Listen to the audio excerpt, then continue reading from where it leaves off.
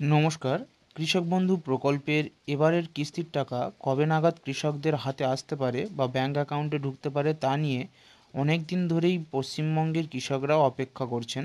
তো এ বিষয়ে একটা গুরুত্বপূর্ণ আপডেট উঠে এসছে গতকাল পর্যালোচনা বৈঠকের পরে। কৃষিমন্ত্রী শোভনদেব চট্টোপাধ্যায় কৃষকদের হাতে কৃষক বন্ধু প্রকল্পের টাকা দ্রুত পাঠিয়ে দেওয়ার নির্দেশ দিয়েছেন কৃষি দপ্তরকে। কৃষক বন্ধু প্রকল্পের সরকারি নোটিশ অনুযায়ী খারিফ মরশুমের টাকা এপ্রিল থেকে সেপ্টেম্বরে এবং রবি সিজনের টাকা অক্টোবর থেকে মার্চ মাসের মধ্যে কৃষকদের ব্যাংক অ্যাকাউন্টে পাঠিয়ে দেওয়া হয়ে থাকে। তবে আমরা দেখেছি কৃষক বন্ধু প্রকল্পের খারিফ সিজনের টাকা পূর্ববর্তী বছরগুলোতে জুন মাস নাগাদ সরাসরি কৃষকদের ব্যাংকে এসে জমা পড়ে।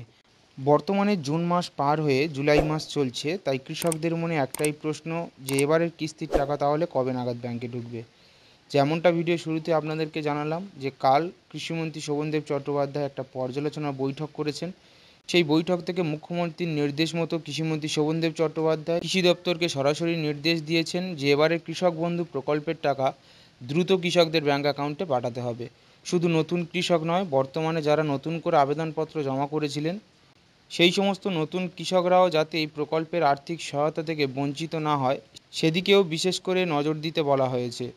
পাশাপাশি মুখ্যমন্ত্রী দু একদিন আগেই একটা সাংবাদিক বৈঠকের মাধ্যমে জানিয়েছিল যে এবছর পুরো দেশের মধ্যে পশ্চিমবঙ্গ ধান উৎপাদনে শীর্ষে থাকায় মুখ্যমন্ত্রী এই রাজ্যের কৃষকদের আরও বেশি করে উন্নয়ন এবং সহায়তার লক্ষ্য নিয়ে কৃষি যান্ত্রিকীকরণ থেকে শুরু করে সারের সহায়তা, পাশাপাশি কৃষক বন্ধুর আর্থিক প্রকল্পের সহায়তার দিকে বেশি নজর দিতে বলেছেন। আমরা জানি কৃষক বন্ধু প্রকল্পের মাধ্যমে সর্বনিম্ন ২,০০০ করে ৪,০০০ টাকা বার্ষিক এবং সর্বোচ্চ ৫,০০০ করে ১০,০০০ টাকা কৃষকদের ব্যাংক অ্যাকাউন্টে রবি সিজন এবং খারিফ মরশুমে দেওয়া হয়ে থাকে। এই টাকা কৃষকরা তাদের বীজ ধান থেকে শুরু করে চাষের উন্নয়নের কাজে ব্যবহার করে থাকে। তাই এবারে বর্তমানে জুলাই মাস অব্যাহত চলছে, সেখানে এখনও কৃষক বন্ধু প্রকল্পের কোনো রকম আপডেট বা মুখ্যমন্ত্রীর তরফ থেকে কোনো রকম নির্দেশ ইতিমধ্যে দেখা যাচ্ছিল না। তবে গতকাল বৈঠকের পরে যেটা মনে করা হচ্ছে গত দু এক দিনের মধ্যেই কৃষক বন্ধু প্রকল্পের টাকা সরাসরি কৃষকদের ব্যাংকে জমা পড়তে পারে।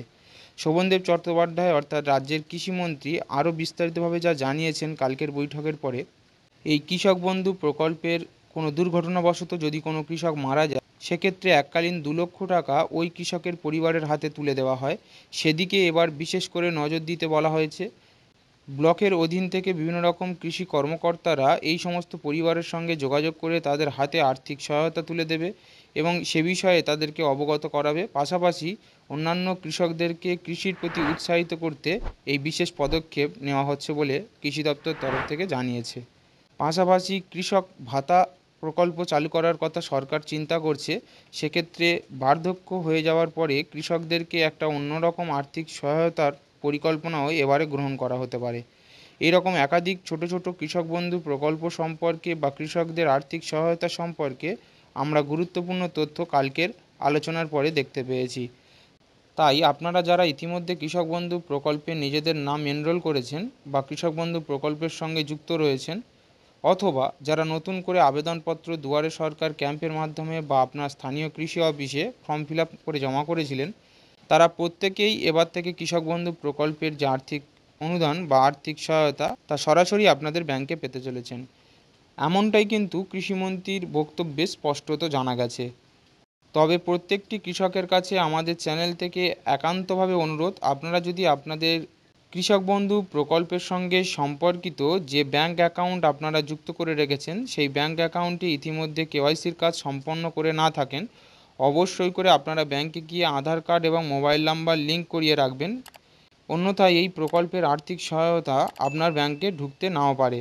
কারণটা আমরা দেখেছি লক্ষ্মীর ভাণ্ডার প্রকল্প থেকে বার্ধক্য ভাতা, পাশাপাশি অন্যান্য সরকারি সমস্ত রকম প্রকল্পের যে আর্থিক সহায়তা তা এই কেওয়াইসির সমস্যার কারণে অনেক উপভোক্তা বঞ্চিত হয়েছে। তাই আপনারাও ইতিমধ্যে যদি এই প্রকল্পের টাকা সঠিকভাবে পেতে চান তাহলে কেওয়াইসির কাজ সম্পন্ন করুন। আর যারা ইতিমধ্যে নতুন করে আবেদন করেছেন তারা প্রত্যেকেই জানেন যে স্ট্যাটাস চেক করা যাচ্ছে না ইতিমধ্যে। ওয়েবসাইটের মাধ্যমে চেক করা না গেলেও হোয়াটসঅ্যাপের মাধ্যমে একটা বিশেষ পন্থা রয়েছে এই স্ট্যাটাস চেক করার। তো সেখানে কিন্তু অ্যাকাউন্ট ভ্যালিড অপশান চলে এসছে, তাই খুব শীঘ্রই এই টাকা কিন্তু আপনাদের ব্যাঙ্ক অ্যাকাউন্টে ঢুকবে। এছাড়াও পিএম কিষাণ প্রকল্পের টাকারও কিন্তু কিস্তির সময় হয়ে গেছে। তবে প্রধানমন্ত্রী ইতিমধ্যে বিদেশ সফরে রয়েছেন, 9 তারিখ দেশে ফেরার কথা রয়েছে। তারপরে এই পিএম কিষাণ সম্পর্কিত নতুন কিস্তির যে খুশির আপডেট তা আসতে পারে বলে আমরা মনে করছি।